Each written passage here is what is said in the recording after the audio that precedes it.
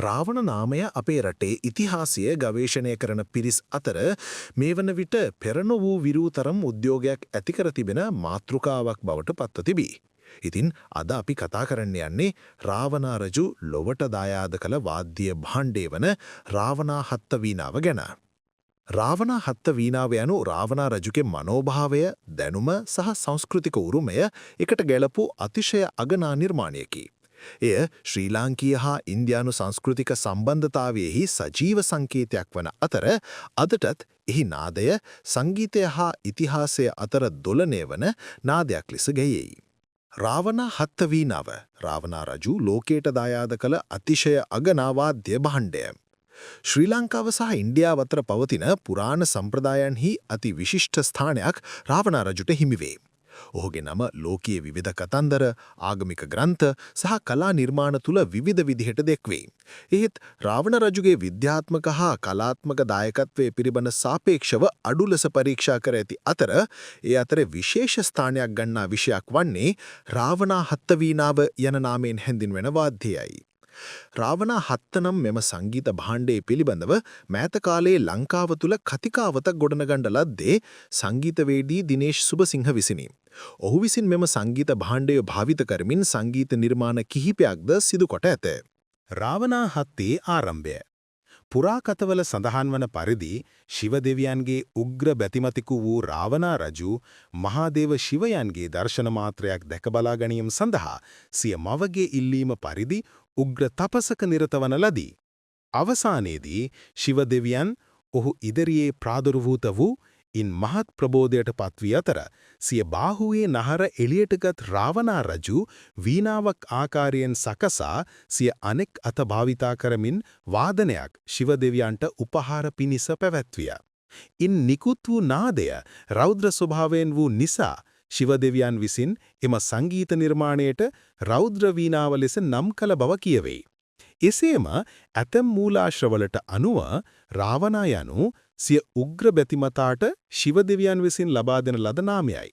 රෞද්‍ර නාදය එහි තේරුම වේ. මෙම සිදුවීම අනුස්මරණය කිරීමට රාවණා රජු විසින් පසුව රාවණා හත්ත නිර්මාණය කළ බව කියවේ.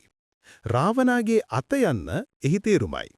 දක්ෂ සංගීතඥයෙකු වූ රාවණා රජු විසින් මෙම සංගීත භාණ්ඩය විවිධ අවස්ථාවල වාදනය කළ බව තවදුරටත් කියවෙයි. රාවණා හත්ත යන්න රාවණා සහ හත්ත යන පද දෙකෙන් එකට වූ එකකි. හත්ත යනු අත් හෝ අතට අයත් දේ යන්නට අර්ථ දක්වයි. එයනම් රාවණාගේ අතේ වීණාව යන අරුතටත් එය පැමිණේ. පුරාණ කතන්දර අනුව රාවණා රජු තම ශිව භක්තිය පෙන්වීමටත් ශිව භජන සහ පූජා සඳහාත් මෙම වාද්‍ය නිර්මාණය කළාය. පුරාණ ඉන්දියානු රාගා පද්ධතියටත් ලංකාවේ පුරාණ නාද විද්‍යාවටත් මේ වාද්‍ය ආරම්භයක් වූ බව පුරාණ ග්‍රන්ථ කිහිපයක සඳහන් වේ. රාවණා හත්ත වීණාව වර්තමාන වයලින් වාද්‍යයට බොහොම සමාන ආකාරයකින් නිර්මාණය කර ඇත. එය තන්ත්‍රි වාද්‍යයකි. එනම් නූල් හරහා නාදය උත්පාදනය වන වාද්‍යයකි. මෙම වාද්‍යයේ නාදය ඉතා මෘදු, ගැඹුරු හා ගයුම්මය සුන්දර භාවයක් ඇති බව සංගීත විද්වත්යන් කියා සිටිති. රාවණා රජු පරාක්‍රමශීලී රජෙකු වන අතර ඔහුගේ අනෙක් පැත්තක් ලෙස කලා, විද්‍යාව හා නාද විද්‍යාවට ඇති ගැඹුරු දැනුම සලකන්න පුළුවන්. රාවණා හත්ත යනු ඒ සඳහා ඔහුගේ නවෝත්පාදන චින්තනයේ ප්‍රධාන නියදියකි.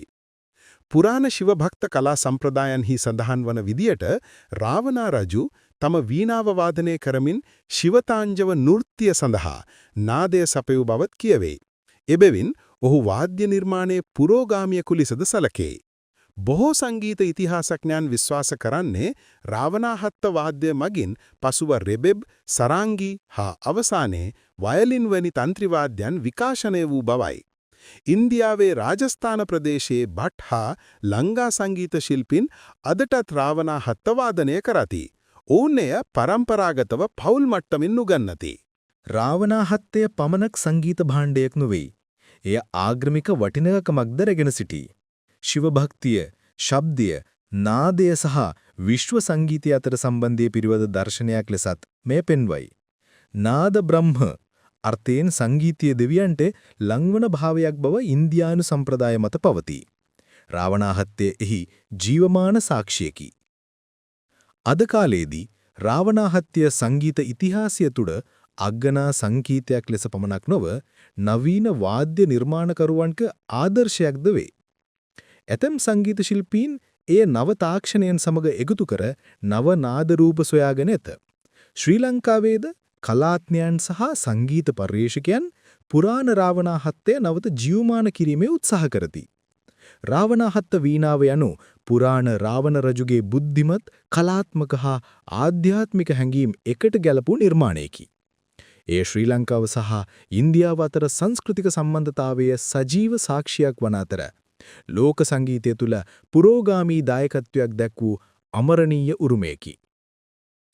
රාවණා රජුගේ මරණයෙන් පසුව රාවණාහත්ත ඔහුගේ පසමිතුරු පෙළේ සංගීතයට ප්‍රිය කළ හනුමාන්තා විසින් උතුරු ඉන්දියාවට රැගෙන ගිය බවත් එහි ප්‍රතිඵලයක් ලෙස මේ සංගීත භාණ්ඩය වර්තමානයේ රාජස්ථාන් ප්‍රාන්තය කේන්ද්‍ර කොටගෙන ඒ අවට ඇති උත්තර ප්‍රදේශ, හරියානා, ගුජරාට්, මධ්‍ය ප්‍රදේශ, පංජාබ් ආදී වූ සුවිශාල භූමි භාගයක පැතිර ගිය. ඉන්දියාව තුලදී එක එක් රාජ්‍ය සහ එක එක් සංගීත සම්ප්‍රදායන් වලදී රාවණාහත්ත සඳහා භාවිතා කරන නම ඇතැම් අවස්ථාවල වෙනස් විය.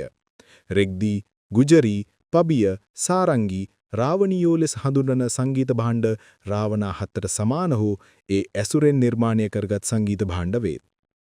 මීට අමතරව 7 වන සහ 8 වන සියවත්වල රචනා වූ ආයයි සැලකෙන නාරදයන්ගේ සංගීත මකරණ්ඩ ග්‍රන්ථයේ නාරදි වීණා නම් සංගීත භාණ්ඩයක් පිළිබඳව සඳහන් වේ.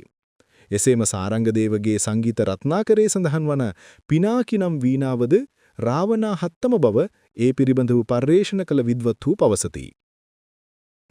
දකුණු ඉන්දියාව තුළද රාවණාහත්ත අතීතයේදී භාවිතා වූ බවට සාධක හමු වී ඇත. මදුරේ නගරේ අව්වායර් කෝවිලේ ඇති සිතුවමක රාවණාහත්ත වීණාව වයනු ලබන දසිස් රාවණයන්ගේ සිතුවමක් හමු වේ.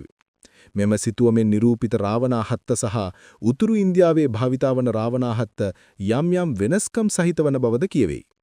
ඒ පමණක් නොව ඉන්දුනේසියාවේ ජාවා දූපතාශ්‍රිතව 10 වන සියවසේදී පමණ රාවණාහත්ත භාවිතා කළ බවට සාධක හමු වී ඇත. ඊට රාමායන කතාපුවට යම කලාපයේ ජනප්‍රිය වීම ඊට එක හේතුවක් ලෙස හැඳින්විය හැකිය. නමුත් පුදුමයකටමන් රාවණාහත්ත පිළිබඳව පිළිගෙන හැකි පුරාවිද්‍යාත්මක හෝ සාහිත්‍යමක හෝ සාහිත්‍යමය සාක්ෂි ශ්‍රී ලංකාවෙන් හමුවන්නේ නැහැ. රාම රාවණ කතාපුවත අනුරාධපුර යුගයේදී ජනප්‍රියව පැවති බවට එක සාධකයක් වන්නේ කුමාරදාස රජු විසින් ලියවුණේ යයි සැලකෙන සංස්කෘත මහා කාව්‍යයක් වන ජානකී හරණයයි. නමුත් එම මහා කාව්‍ය තුල පවා රාවණ රජු විසින් භාවිතා කළ මෙවැනි සංගීත භාණ්ඩයක් පිළිබඳව විස්තර හමුවන්නේ නොවේ. ඇතැම් විට රාවණ රජුගේ මෙම සංගීත නිර්මාණය පිළිබඳව ස්මරණය පසු කාල පරම්පරාවලට අමතක වන්නට ඇත.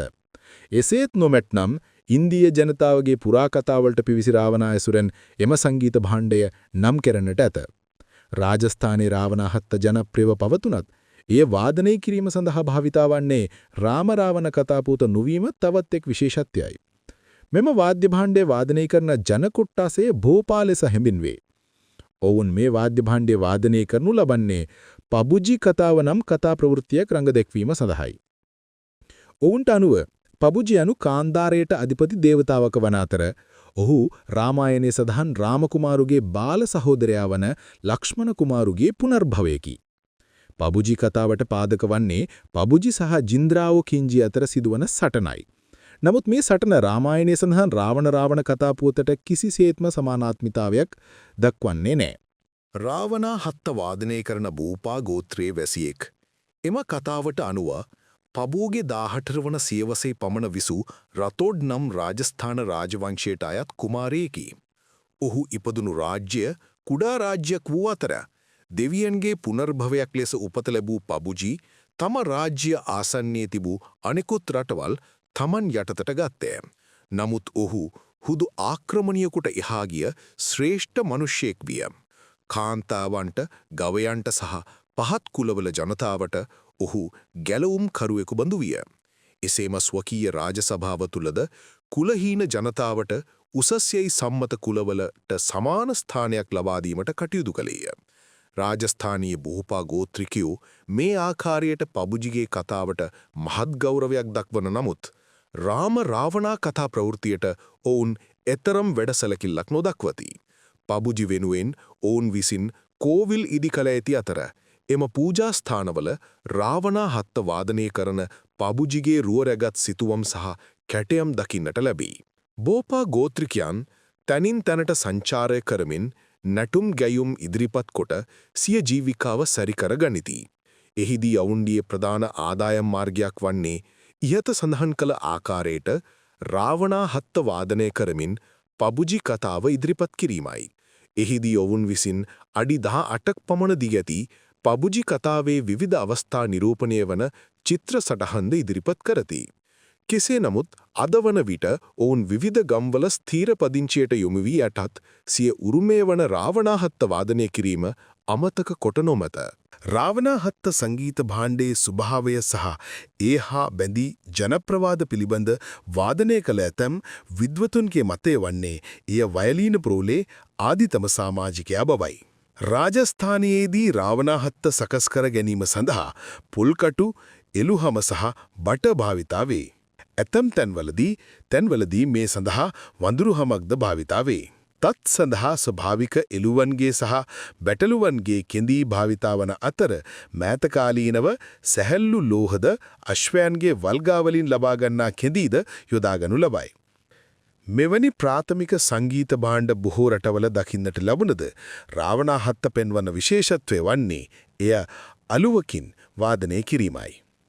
එම නිසා වයලීන් පවුලේ පූර්වජයා ලෙස මෙම සංගීත භාණ්ඩය සැලකීමේ වරදක් නැති බව මේ විද්වත්හු ප්‍රකාශ කරති. පුරාකතාවල රෞද්‍ර වීණාව මගින් රෞද්‍ර හඬක් ජනිත කළ බව සඳහන් වුවත් එය ඇසුරෙන් නිර්මාණය වූ රාවණ හත්ත මගින් නිපදවන්නේ ශෝකී සංගීත රාවයකි. අද අපට රාවණා හත්තේ නාදය නැවත යථාර්ථයකට ගෙන ඒමෙන් පුරාණ ලෝකය හා නව ලෝකය එකට බෙඳන අභිරූපය අත්විඳිය හැක. අපිත් සමග රැඳී සිටින්න මෙවැනි වීඩියෝ නරඹන්න.